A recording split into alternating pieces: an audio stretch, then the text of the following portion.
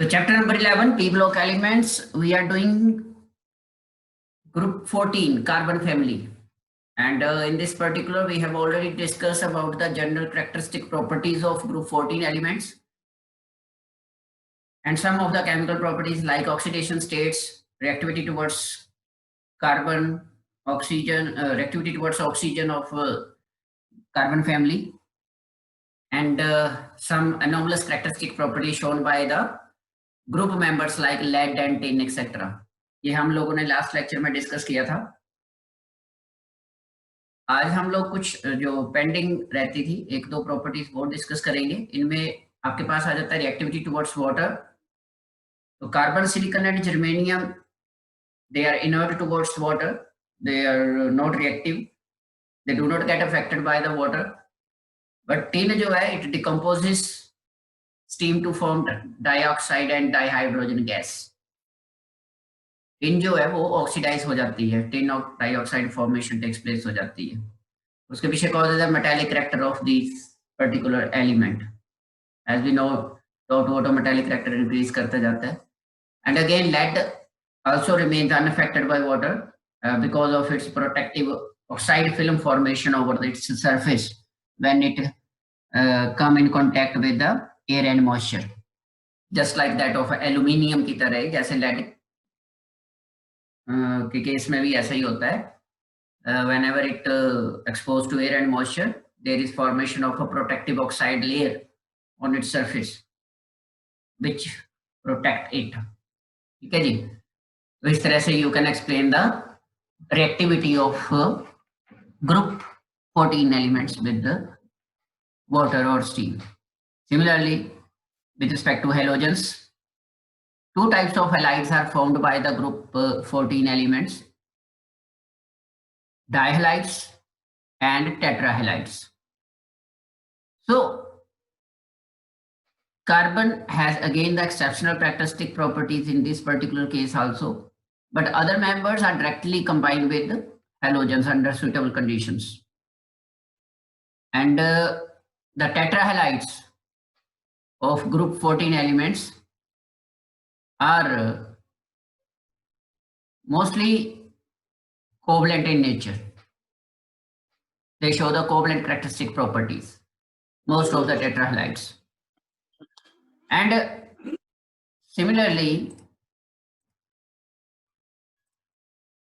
the other species, the other group elements can also form tetrahalides, but the tendency to form the tetrahalides of group 14 element decreases as we move down the group. जैसे हम top to bottom move करते हैं तो टेट्राहलाइड formation की जो tendency है वो decrease करती जाती है, capability of forming टेट्राहलाइड्स।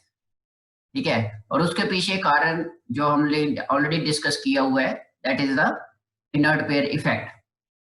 Positive for oxidation state of higher members of group 14 elements is highly unstable, and in that particular case they act as strong oxidizing agents, firstly. And secondly, the size goes on increasing, because of which bond strength weakens and hence the compound formed becomes unstable। ठीक है। इस तरह से हम लोग ये discuss करते हैं। तो जैसे अब लेड की अगर बात करते हैं तो लेड के केस में लेड टेट्रा आयोडाइड जो होता है इट डज नॉट एग्जिस्ट। क्यों? क्योंकि लेड आयोडीन जो बॉन्ड रहता है that is formed during the reaction does not release enough energy to unpair successive electrons and excite one of the two higher orbital to have 4 unpaired electrons around lead atom. Means to say energy of excitation high होती है जो during the reaction release नहीं हो पाती, जिसकी वजह से जो s इलेक्ट्रॉन्स हैं वो एक्साइट नहीं हो पाते and hence tetra iodide does not exist. ठीक है जी। बाकी इसके अलावा जो जर्मेनियम टू लेड मतलब higher members down the group जब हम मूव करते हैं तो उस केस में जो टेंडेंसी टू फॉर्म डाइहलाइड्स होती है वो इंक्रीज करती जाती है। ठीक है जी। और along with that thermal and chemical stability की अगर बात करें तो जर्मेनियम टेट्राहेलाइड्स जो होते हैं वो मोर स्टेबल होते हैं देन जर्मेनियम डाइहेलाइड्स। सिमिलरली जो लेड डाइहेलाइड्स होते हैं वो मोर स्टेबल होते हैं देन लेड टेट्राहेलाइड्स। तो इसके पीछे का कॉज जो है वो आपके पास एनर्जेटिक कंसिडरेशंस है and in case of lead के केस की अगर बात करें तो वहां पे आपका इनर्ट पेयर इफेक्ट जो है वो प्रोड्यूस हो जाता है। ठीक है, इसके अलावा जो थर्ड फैक्टर आप ऐड कर सकते हो that is the size factor. With increase in size bond length increases and hence stability decreases, इस तरह से। बाकी कार्बन टेट्राक्लोराइड के केस की अगर बात करें तो tetrachlorides are easily hydrolysed by water because the central atom can accommodate the lone pair of electron from oxygen atoms of water molecule in the d orbital, but carbon tetrachloride exception रहती है, it does not gets hydrolyse. जैसे कि हमने last lecture में भी discuss किया था, carbon के पास एम्प्टी डी ऑर्बिटल प्रेजेंट नहीं होते, जिसकी वजह से जो वाटर मॉलिक्यूल्स होते हैं वो कोऑर्डिनेट नहीं कर पाते कार्बन के साथ due to absence of empty d orbitals. बाकी अदर केसेस में क्योंकि डी ऑर्बिटल्स प्रेजेंट रहते हैं, they can expand their octet, तो वाटर मॉलिक्यूल जो है वो इजीली कोऑर्डिनेट कर पाते हैं empty d orbitals of those species and hence the tetrahalides of those particular group 14 elements gets easily hydrolyzed like this. You can see on your screen like this. This is silicon tetrahalide, tetrachloride है ये। इस तरह से water molecule silicon के empty d orbitals के साथ coordinate करके वहां से आपके पास कंपाउंड फॉर्म कर लेता है, इस तरह से सैलिसिलिक एसिड बन जाता है। So this is how you can explain the anomalous characteristic property of forming dihalides and tetrahalides in case of group 14 elements. Similarly, carbon की अगर बात करें तो anomalous behavior की अगर इसमें बात करते हैं तो already we have already discussed about the various factors like small size, high ionization enthalpy, ठीक है, absence of d orbitals, etc. And the most important is catenating property of carbon, that is the unique ability to form p-pi multiple bonds with itself as well as with other atoms of small size and high electron activity.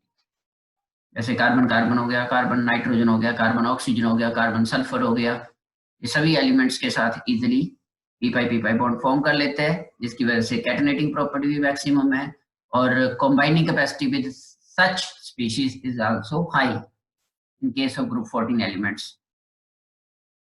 ठीक है जी। बाकी other elements की अगर बात करें, they do not form p-pi bonds क्योंकि उनके तो साइज एनफ होता है, साइज इंक्रीज करता जाता है as we move from top to bottom, ठीक है, and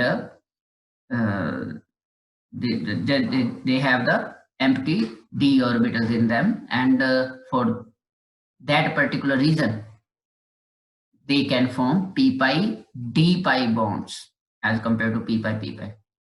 और लार्ज साइज होने की वजह से जो इफेक्टिव ओवरलैपिंग रहती है, ठीक है, वो नहीं हो पाती उस केस में। That's why they do not, that is heavier elements do not form p-pi bonds।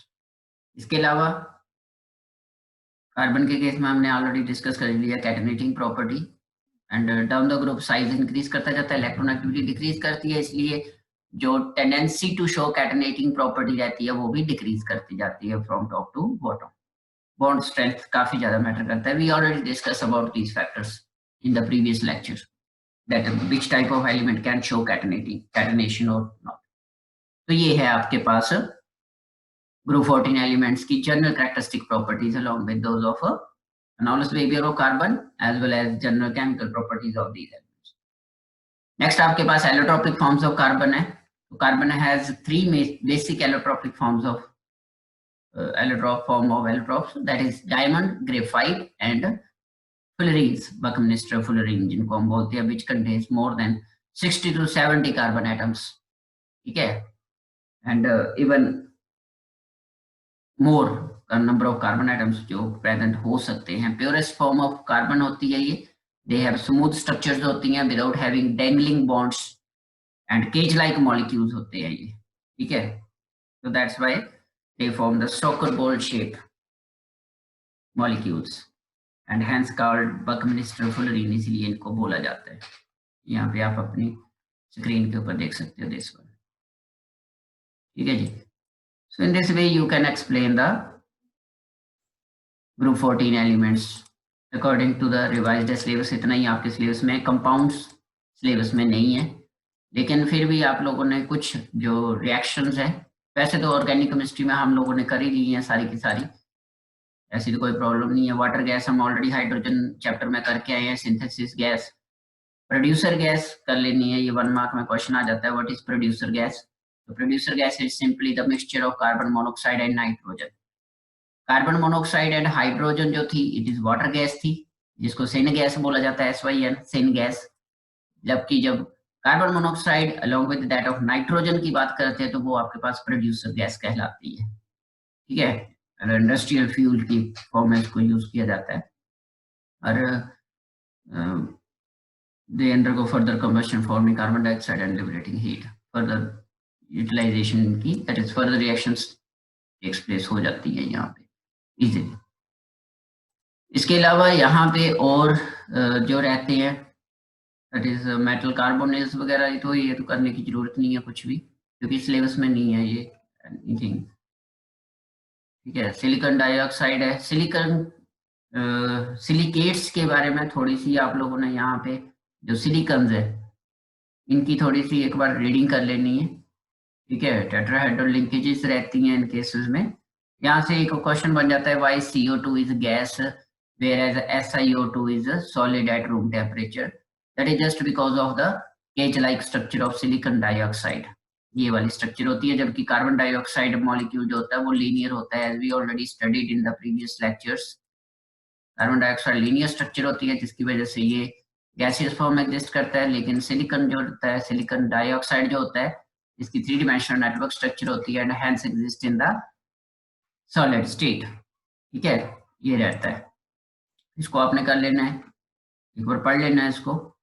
बाकी इसके अलावा सिलिकेट्स की स्ट्रक्चर्स आपके टेट्राहेड्रल लिंकेज रहती है, ठीक है। जियोलाइट्स के बारे में हम ऑलरेडी डिस्कस कर चुके हैं चैप्टर नंबर आपका ये हाइड्रोजन चैप्टर में, softening of permanent hardness of water permutit method, और जियोलाइट के बारे में मैंने आपको वहां पे बताया था।